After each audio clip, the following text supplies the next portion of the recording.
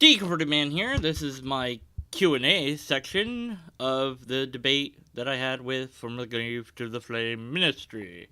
Thank you for your questions. Here are the answers that I have. Name I can't possibly pronounce, Thoroughly Blue asks, if you make the distinction between physical things and ideas like the number 2, do you mean to imply that there is something non-physical about ideas? If there is something about brain meat that produces entities like the number 2 that are not physically detectable. If so, then proposing a soul wouldn't be far off, now would it? Or is there ultimately a physical basis like a certain pattern of wiring in neurons, which would make the distinction between idea and physical thing a moot point? Thank you for your questions, plural. So let me address the main question is, if I make the distinction between the physical things and ideas, does that imply non-physical? No, not at all. Not in the slightest. Not even close. No duality here. Ideas in the mind are in the mind. The mind is a brain. The brain is chemical, neural energy and patterns firing off and doing whatever the bleep they do to make us think and remember and be us, and some other stuff as well. But no, I don't see a distinction between thoughts and some sort of non-physical thing. If we didn't have a brain, we wouldn't have thoughts. And if it's possible to have no brain but have thoughts, then, well, how would that work? I just don't have any concept of how that would work. And yet, that is how God is proposed to be this, well, sometimes it depends which God, but this entity that doesn't have physical features. So how would its brain even function?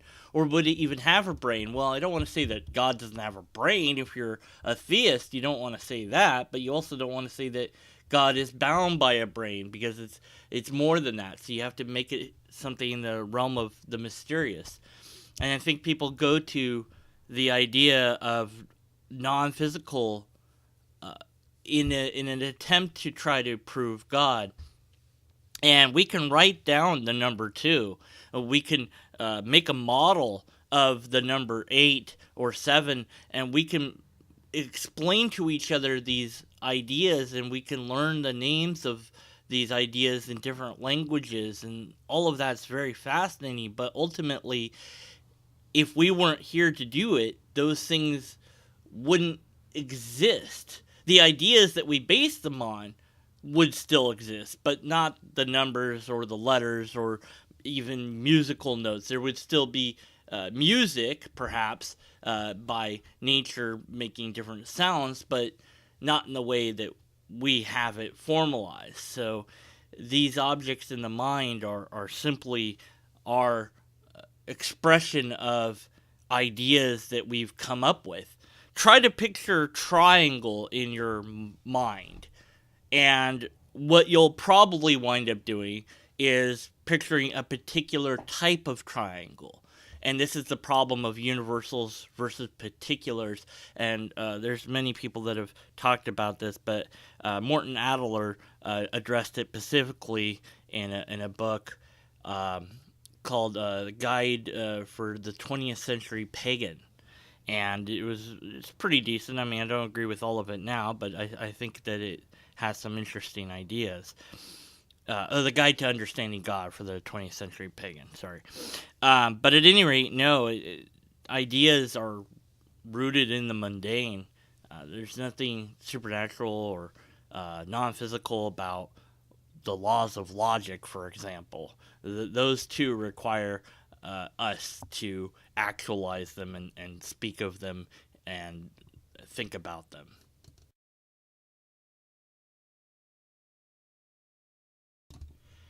Hector Defendi says, and or asks, depending on how you want to look at this, neither the chicken or the egg, 'twas the lobster. Well, here's the thing. Everything we can touch, see, smell, hear, taste is real. Invisible woo, we cannot? Well, it is exactly that. Woo, quite simple. Yes? Okay, a comment on the statement, everything that we can touch, see, hear, and taste is real. Well, we hope so. But our brain and our senses can be fooled and tricked. So it is possible that we think that we're seeing or smelling or tasting, etc., something, and in fact, we're not. But should that happen, hopefully it will become apparent to those outside of our own heads, and they will get us help to repair the malfunction that's gone on in our minds, so that we can comprehend reality the way that we used to, or even better than we did before. So the fact that sometimes we can't trust our senses is called hard sophilism. And this is something that some people make a big deal out of. Well, you can't really prove that things are real. Well, you can to a point. I mean, if I can see it, taste it, feel it, touch it, smell it, etc., it's real. Now, to confirm that, I'm going to ask somebody else to do those things as well. And the more people that do it, the more confirmation I have that it is in fact real. But there's never a certainty there. It's like, I don't want to quantify it with percentiles of, it's 99 point whatever percent real or whatever. I don't like that. But I say it's real enough. It's good enough. Reality is real. And as far as I know, and as far as you know, and as far as the rest of us know, we're all perceiving it well enough to function at similar levels. So, as far as invisible woo, well, no, we can't detect that. We've not been shown that woo is a thing, or that invisibility of it is a possibility.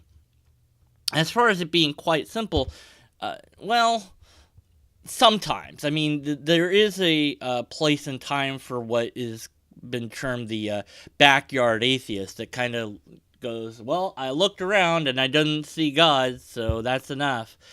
For some people, is that simple. For others, it's a much more challenging thing to wrap their head around, that there isn't evidence for God, or maybe there's no God, or anything like that, especially if they grew up believing that there was a God. It's not until you start asking those big questions that you realize, wow, in retrospect, it seems so simple. The answer was right there.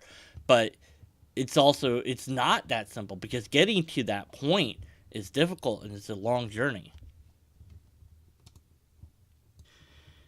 Hector Defendi then says and or asks, depending on how you read this, Dean, I saw God today. Yep, he was at Starbucks ordering a triple latte with skim milk and 2 Splendas. LOL. Come on. Doubt me. Lols. Anywho, sorry I'm late to this. Been really busy, but here I is. Ain't it funny how the Bible God popped in all the time, or told kings, emperor, etc. to do shit all the time? Why has he not showed himself in a couple thousand years?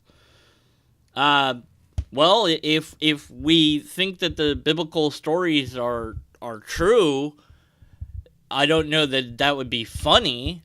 I would say that it's odd that God shows these people that didn't have literacy abundant. In China at the same time, there was already writing. So why not go there? Why not make an example out of those people? Oh, well, the Jews will tell you, yes, we're the chosen ones, but really we're not that special. But it's kind of hard to buy into that idea when you're saying, well, we're the people that God shows on the one hand, but then on the other hand, but we're not really special. Well, which is it? You can't have it both ways. Also, the biblical God in the Torah, that before it morphs into what we call the Old Testament, and there are some significant changes made in the Torah that you can learn about from rabbis that are decent and honest about it, and on many rabbi websites, Jewish websites, that will tell you why they don't believe in Jesus as the prophet, or even maybe at all. And they'll tell you about things in the Old Testament that the Christian Bible's just completely changed. But there is no answer for the Jews on why God would appear to these people but not others. It's not. It's not that. It's not a concern in Judaism. But God morphed and changed over time. It was a pluralistic God. There was other gods competing with Yahweh. God of Yahweh wanted to make wanted Abraham to make Yahweh his God above the other gods, and there were other gods, and there continued to be other gods until far later. And it's hard to know exactly when in Jewish culture when monotheism took hold, or if that was a result of Christianity, or what exactly happened. And some, if you can find one, I suspect strongly that you would find a rabbi or two, but it would probably be really hard to do, that still stick to the old idea of there being more than one God, but Yahweh being their God. More likely, because of tradition, you would see that, it's just, now it's monotheistic, even though that's not how it started. But is it weird? Well, or why did they do it then but not now? I don't know. It's theology's problem, not mine. And Christianity, of course, then says that, well, God did enough. The last thing with Jesus that he did, that was enough for us. And they'll make excuses. They'll point to metaphors and stories and fables told in the Bible by Jesus. Well, there's the guy that died and he went to heaven, and then there's the guy that's in hell, and he's like, well, tell people that I'm here, and it's like, oh, they've got the prophets and stuff to convince them. So the idea is there's already been enough convincing, and God doesn't owe it to anybody to prove that he's God. Well, this is just ridiculously naive. Of course, it's not about owing anyone anything. It's just a matter of saying hi to the world and stopping the confusion that you've created. But why doesn't God do that? Well, I don't know. I don't believe in God, so I can't answer that. And there's any number of possible answers. I would think that if there is a God, the best we could say would be it either doesn't care about us or it doesn't have the power to show us that it cares. True MG asks, and also says, screw it. What always bothered me about the chicken versus egg question was the definition of the egg. What are we talking about? The chicken egg or just any egg? Eggs existed before any chicken, but you need a chicken to lay a chicken egg. But at what point in the evolutionary timeline does the chicken counted as chicken? I think it's nonsensical to think about it. Now I'll watch the rest of the video. I love when people are honest about putting their comments or questions in before watching your video or in the middle of a video. I do that as well. And it's a bad habit, but oh well, whatever. For the chicken and egg question, of course, it is a causal effect question. Which came first, chicken or the egg? Well, the answer is the egg. The egg came first. That's the answer in science. That's the answer. The egg would have had to come first before a thing that we would call chicken. But at what point can we call it a chicken? Well, that's not a thing that I'm even in. That would be, you'd have to look at the way that we label animals and where they are in the tree of life and all that, and Aaron Raw is working on that website that's going to have all those bazillions of links to these sort of things. So at that point, there might be a way to point to it and say, well, now it's called the chicken, but back here, now it's called this, and so on and so forth. And I think that we get this wrong idea in our minds for some weird reason that, it's black and white. No, it's a gradient from black to white. Or it's more like, it's not a light switch, it's more like a dimmer switch, where you start dimming the light, and then at some point it's off, but, well, it looks off to my eyes, but in reality it's still on because there's some electricity going to it, or it's still on because there's still some heat, and, okay, I slid it all the way down, now it's definitely off, but when did it become off? It's hard to say. It's a similar problem of, if you have a bunch of car parts lying around, and you start building the car, well, at what point does it become a car? When it's finished or halfway through? If you take a car and you start taking it apart, when does it stop being a car? So these sort of things are questions that play with our sensibility of, well, chicken and egg, chicken and egg, chicken and egg. Well, so which one came first? Well, I don't know from direct observation. I could never make that determination. But thanks to science, well, now I know the answer is freaking egg.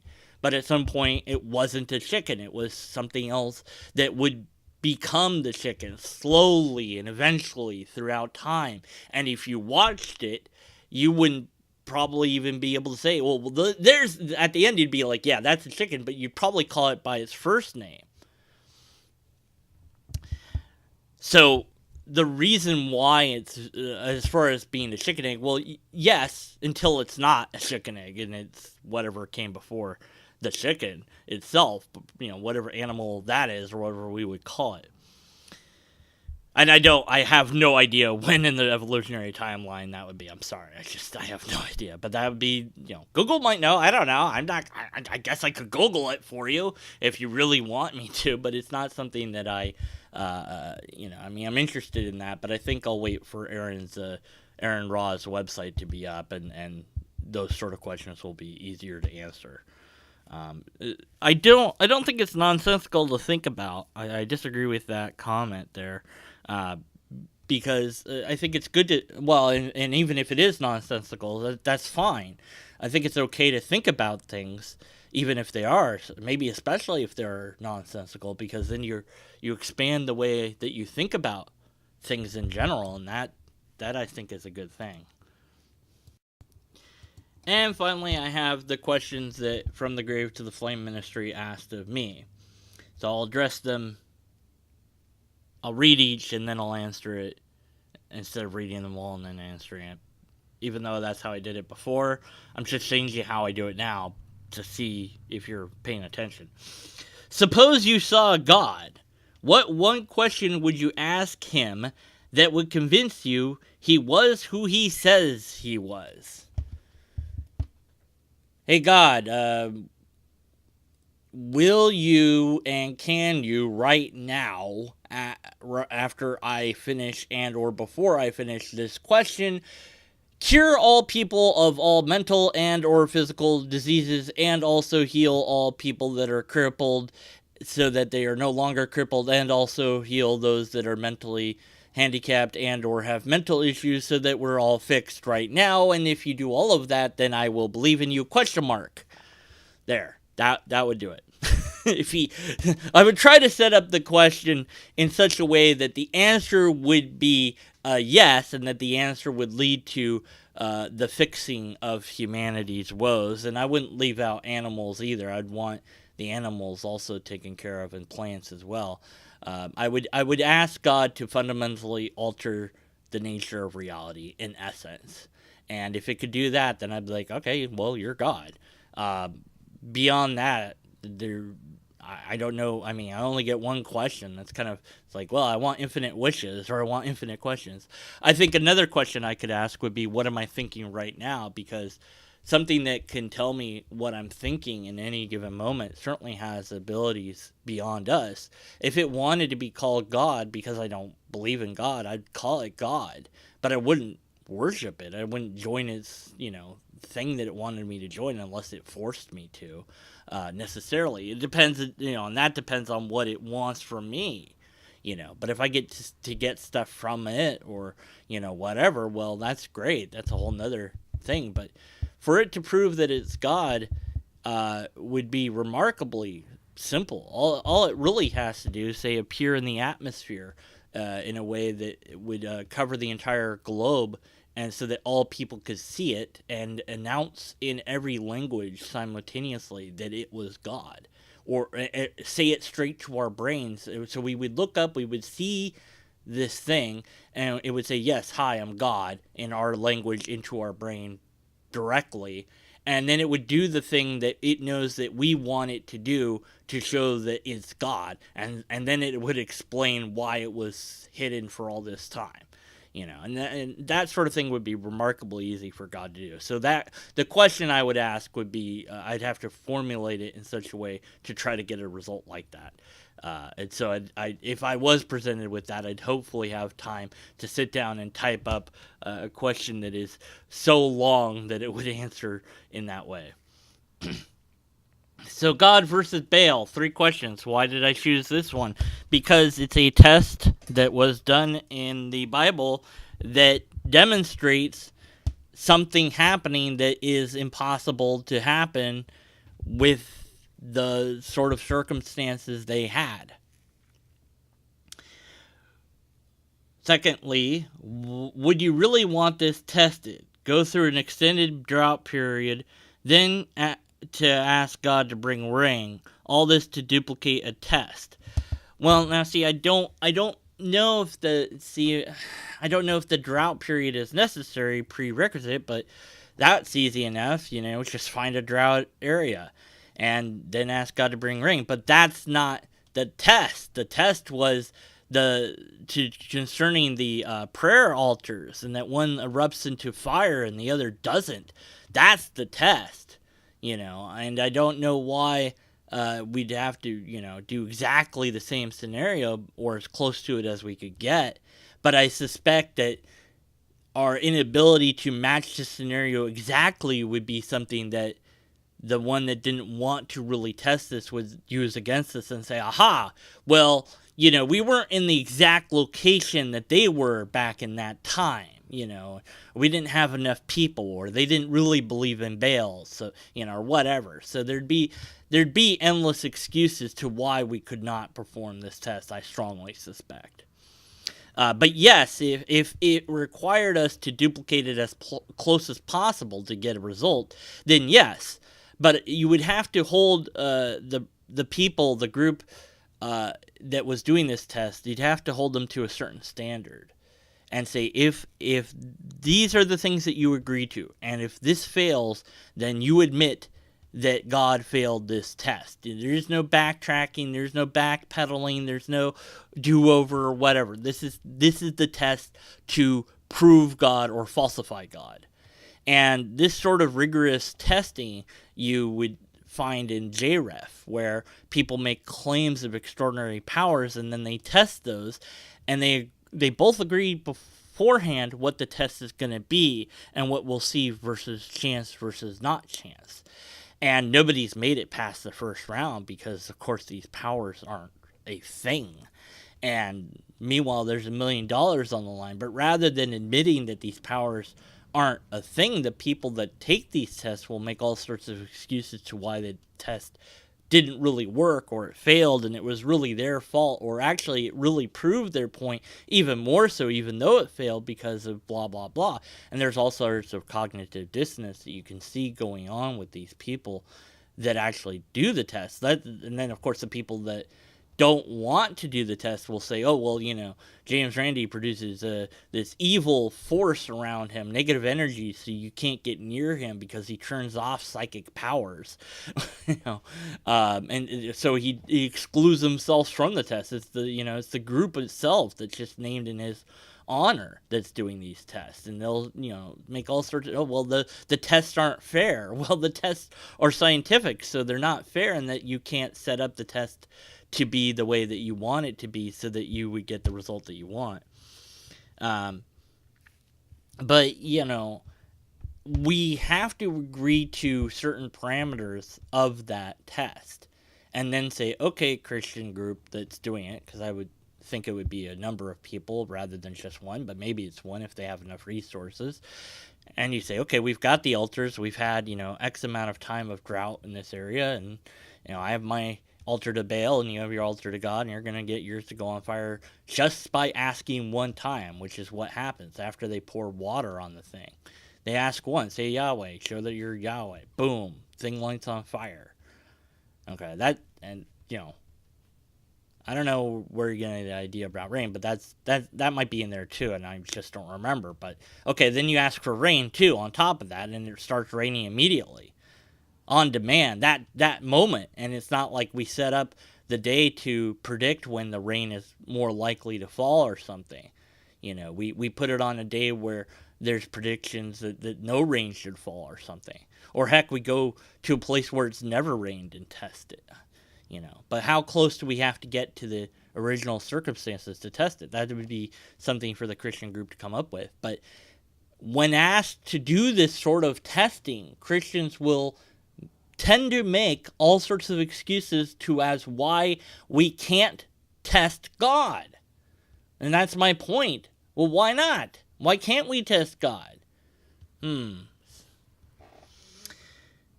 Would this specific instance be enough to warrant belief? Well, it certainly, yes, for me, yes. It would be if you could get,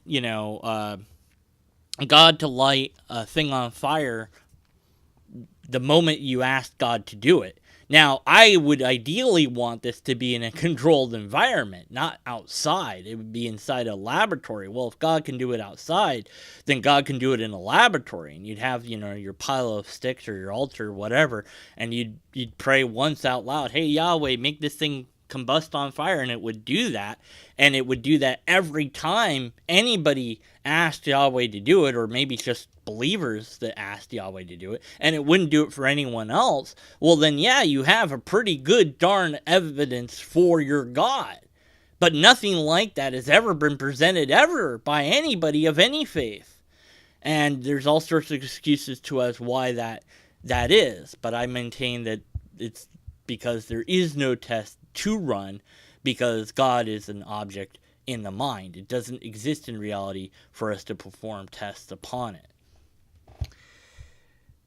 Bearing in mind that the second coming is the end of the world, what would it take for you to believe he exists? Well, first of all, I have to make a comment on this. The second coming that you speak of already should have happened, if you're talking to what Jesus told his disciples. Some of you that are even here now will not taste death until my second coming. It says that. It's right there in the Bible. He thought he was going to come back within their lifetimes, if this guy was really saying these things, unless we got that wrong. But that wasn't the end of the world. Or at least it wasn't really going to be, necessarily.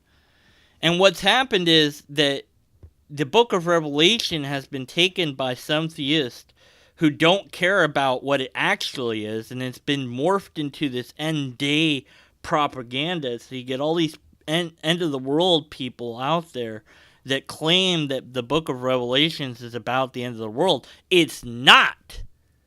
In fact, the book of Revelation shouldn't really even be in the Bible.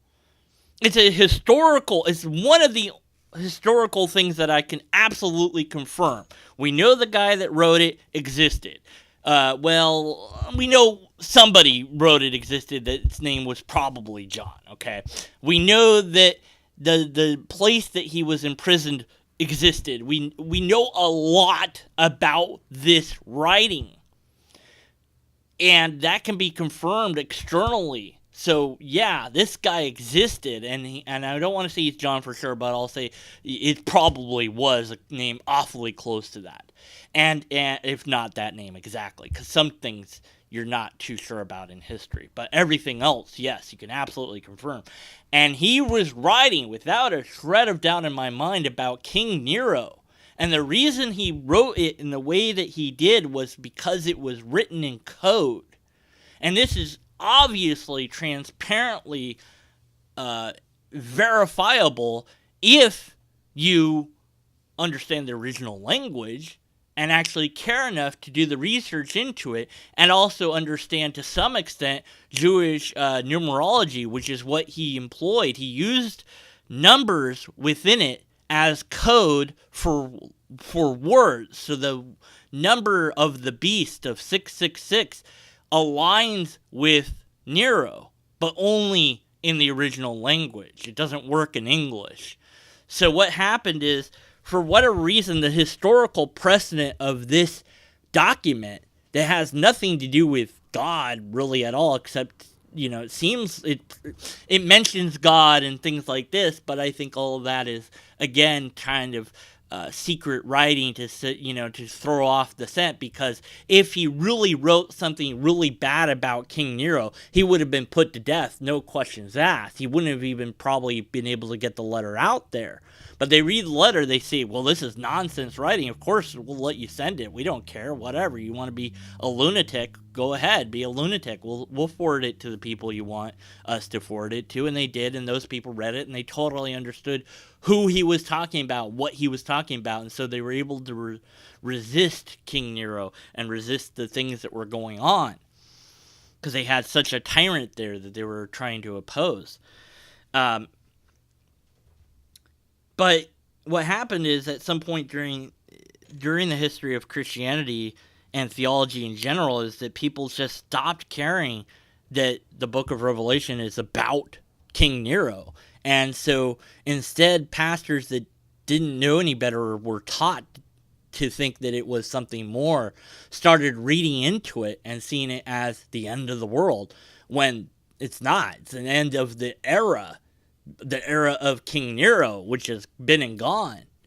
And they mixed that in with Jesus' second coming, and they blended these two together to form a theology that isn't true to the history of the document that we now call Revelations, and it isn't true to what Jesus was saying, which is that he would return within the lifetime of some of those disciples. Now, there are Christians who will admit that book of Revelation is about King Nero, but in regards to Jesus' second coming, well, they're not too sure about that. Well, Jesus is going to come back, but how is Jesus going to come back? Some Christians say that he was talking about the Holy Spirit, and that second coming was the second coming that he was talking about. But then people go, well, but when are all the problems going to be fixed? And some Christians say that eventually God will come and wipe the world clean, or eventually we'll all just die out and be in heaven. It depends what theology you subscribe to. But if you subscribe to the theology that blends Revelation in with Jesus' second coming, well, you've just prescribed to a false doctrine and a false theology. And unfortunately, it's very mainstream and very traditional. But if the end of the world started to happen in some way, well, in a way it is already happening, at least for humans, maybe not for other life forms, but we certainly are getting really close to the point where it's going to get harder and harder for us to exist. And that's due to our own stupidity in regards to how we're treating the climate. Climate change, global warming are absolutely scientifically verifiable and real. And governments and short-sighted corporations and the 1% and whoever you want to blame, well, yeah, all of them you can blame. But if you're not saying, okay, look, I'm not going to spend any more money on oil, I'm going to get that more expensive car, and I'm going to fight for laws that say by the end of this year that all cars manufactured from this point forward have to be pure green. No hybrids, has to be green, completely green. If that means we have to travel short distances, fine. If that means we have to set up more railroads and have them be solar powered, fine. Whatever it is we got to do, we've got to do it. We've got to lead the way, because if America leads that charge into the green, other places will see that and they'll start doing it too, especially once they see that it is more profitable to be green, not just for money, but for the future. And unless we can colonize Mars and the moon and other planets in our solar system, we're screwed, and we're screwing ourselves really, really well. So that sort of end of the world is on the brink, and it is coming. Every year that goes by, we're closer. And you have to wait a year because of the amount that we're harming this planet. But and also the threat of nuclear war also disturbs me greatly. That all it would take is some idiot to press a button, and then everyone else has to press the button, and that sort of thing would wipe out most of humanity. But not all.